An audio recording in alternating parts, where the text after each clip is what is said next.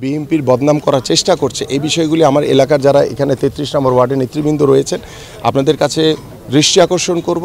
আপনারা সতর্ক থাকবেন যে এই ধরনের কার্যক্রমের সাথে কেউ যাতে জড়িত না হয় বা যদি জড়িত হওয়ার চেষ্টা করে তাকে আপনারা এলাকাবাসী ধরে নিয়ে সরাসরি পুলিশের কাছে দিয়ে দিবেন কিংবা সেনাবাহিনীর হাতে তুলে দিবেন। কারণ আমাদের ভারপ্রাপ্ত চেয়ারম্যানের নির্দেশনা যে আমরা এই বিষয়গুলিতে জিরো টলারেন্স দেখাবো।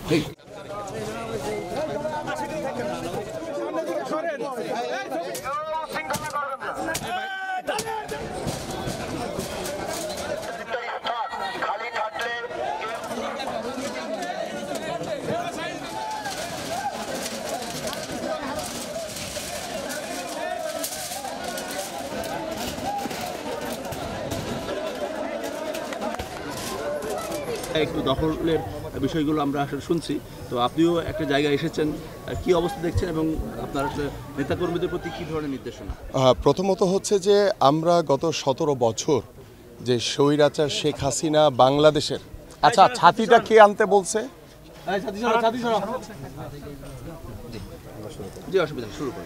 আমরা গত 17 বছর ধরে বাংলাদেশ জাতীয়তাবাদী দল আমরা যে আন্দোলন করে আসছি এবং এই স্বৈরাচার মুক্ত বাংলাদেশ গড়ার লক্ষ্য নিয়ে এবং দীর্ঘ 17 বছরের স্বৈরাচার হাসিনা সরকারের পতন হয়েছে এবং এখানে বাংলাদেশের ছাত্র এবং জনতার গণ অভ্যুত্থানের মাধ্যমে স্বৈরাচার শেখ হাসিনার সরকারের পতনের মাধ্যমে বাংলাদেশ নতুনভাবে স্বাধীন হয়েছে এবং সেই স্বাধীন বাংলাদেশে আমরা বিশ্বাস করি যে আমরা একটি স্বচ্ছ ধারা রাজনীতির পরিবেশ তৈরি করতে চাই।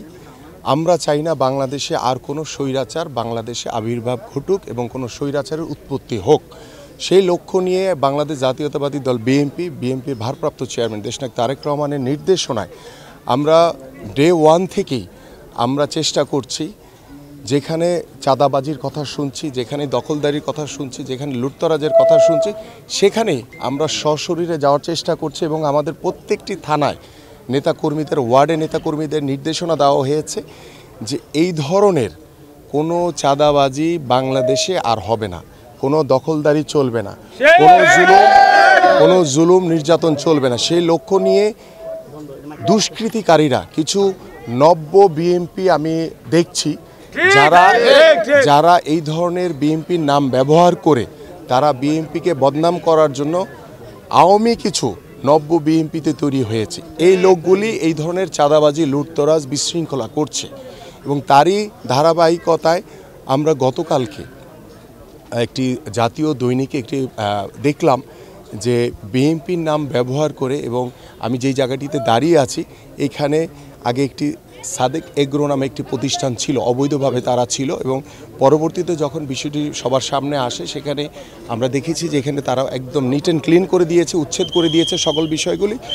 পরবর্তীতে দেখলাম যে এখানে কে বা কাহারা বিএনপির নাম ব্যবহার করে, এবং এখানে একটি ব্যানার ছিল, ব্যানারটি তারা সরিয়ে ফেলেছে, ব্যবহার করে 7 মসজিদ হাউজিং ইউনিট নামে একটি ব্যানার লাগিয়ে দিয়েছে 33 নম্বর ওয়ার্ডের। এবং আমি এখানে এসে গতকাল রাত থেকে কথা বলছি এবং সরজমিনে এসে যা দেখলাম যেখানে বিএনপির সাথে জড়িত আছে এমন কেউ এটার সাথে জড়িত না। কিন্তু বিষয়টা হচ্ছে যে আমাদের সবাইকেই সতর্ক থাকতে হবে যে যারা নব্য বিএনপি হিসেবে বিএনপির বদনাম করার চেষ্টা করছে এই বিষয়গুলি আমার এলাকার যারা এখানে 33 নম্বর ওয়ার্ডের নেতৃবৃন্দ রয়েছেন আপনাদের কাছে দৃষ্টি আকর্ষণ করব। আপনারা সতর্ক থাকবেন যে এই ধরনের কার্যক্রমের সাথে কেউ যাতে জড়িত না হয় বা যদি জড়িত হওয়ার চেষ্টা করে তাকে আপনারা এলাকাবাসী ধরে নিয়ে সরাসরি পুলিশের কাছে দিয়ে দিবেন কিংবা সেনাবাহিনীর হাতে তুলে দিবেন। কারণ আমাদের ভারপ্রাপ্ত চেয়ারম্যানের নির্দেশনা যে আমরা এই বিষয়গুলিতে জিরো টলারেন্স দেখাবো। কোনো রকম চাঁদাবাজি, কোনো রকম দখলদারি, কোনো রকম লুটতরাজ বাংলাদেশের মাটিতে আর যাতে কোনো দিন না হয়। আমরা দলীয়ভাবে অত্যন্ত সিরিয়াসলি কাজ করছি। 100% কপার কন্ডেন্সারে তৈরি ভিশন ফ্রিজ, তাই গুণে মানে অটুট থাকে বছরের পর বছর। যারা এই দুষ্কৃতিকারী কিংবা সে যদি আমার দলের লোকও হয়ে থাকে কোনো কারণে, তাহলে তার বিরুদ্ধে সাথে সাথে এলাকাবাসী একত্রিত হয়ে আপনারা তাকে পুলিশের হাতে কিংবা সেনাবাহিনী ভাইদের হাতে তুলে দিবেন। সে যেই হোক না কেন এই জায়গাতে আমরা সরাসরি জিরো টলারেন্স দেখাবো।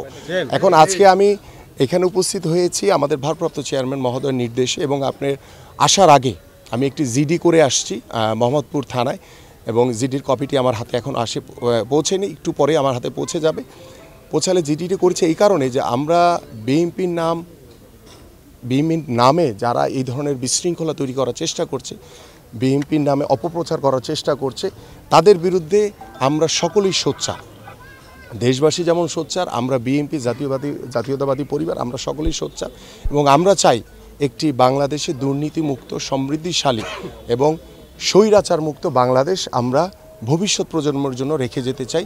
যেই বাংলাদেশে আর কোনো মায়ের বুক খালি হবে না, কোনো ছাত্র ভাইকে গুলি করে হত্যা করা হবে না, কোনো সাধারণ মানুষকে গুলি করে হত্যা করা হবে না, কোনো মানুষকে গুম করা হবে না।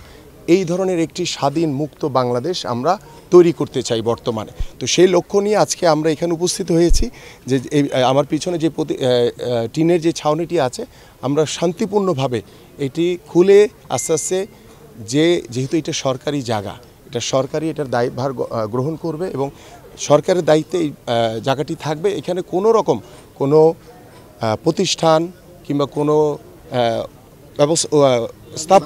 স্থাপনা তৈরি করা যাবে না এবং কোনো প্রকার এখানে যেভাবে আছে ঠিক সেইভাবেই সব কিছু থাকবে। এই লক্ষ্য নিয়ে আমরা এখানে আসছি এবং কোনো প্রকার এখানে স্থাপনা তৈরি করতে দেওয়া হবে না। আর যেহেতু এটা সরকারি জায়গা, এটার দায়িত্ব দায়ভার সব কিছু সরকারের হাতে, তারা এটা পরিলক্ষিত করবেন যে কিভাবে এটিকে পরিচালিত করবেন। একটা প্রশ্ন, সেটা হচ্ছে আজকে যে জায়গাটা আসলে এরকম যদি আরো কেউ যদি করতে চায়, আপনাদের এই যে আজকের যে কাজটা এটা চলমান থাকবে কিনা? বা আমি আপনাকে বলি, আমি ডে 1 থেকেই বলেছি যে আমি নিজেও আমার যে পল্লবী এবং রূপনগর এলাকা, আমি সেখানে বেশ কয়েকটি জায়গায় আপনার এরকম দুষ্কৃতিকারীরা যারা নব্য বিএনপিতে তৈরি হয়েছে, তারা বিএনপিকে বদনাম করার জন্য তারা কোনো দোকানে তালা মেরেছে। এবং অবাক করা বিষয় হচ্ছে যে আমাদের মিরপুরে কালশি রোডে আপনারা চিনবেন একটি জায়গা আছে, এখানে বস্তিবাসীদের জন্য ফ্ল্যাট করা হয়েছিল আওয়ামীরা, তো তারা সেই বস্তিবাসীদেরকে না দিয়ে তারা নিজেরাই দখল করেছিল। তো যখন আমার কাছে মেসেজ আসলো যে এখানে প্রায় 30 থেকে 35টি ঘর এই দুষ্কৃতিকারীরা তালা মেরে রেখেছে, তাৎক্ষণিকভাবে আমি ওইখানে গিয়ে 30 থেকে 35টি ঘরের তালা ভেঙে যারা দায়িত্বরত বা যাদের ছিল তাদের কাছে বুঝিয়ে দিয়ে এসেছি। তো আমাদের এই কার্যক্রমটি চলমান রয়েছে। আমরা যেখানেই তথ্য পাবো, যেখানেই আমাদের কাছে সহযোগিতা চাবে, আমরা সাথে সাথে সেখানে উপস্থিত হয়ে আমরা এই ধরনের দখলদারি আর বাংলাদেশে দেখতে চাই না। আমরা দখলমুক্ত একটি বাংলাদেশ এবং চাঁদাবাজ মুক্ত একটি বাংলাদেশ দেখতে চাই।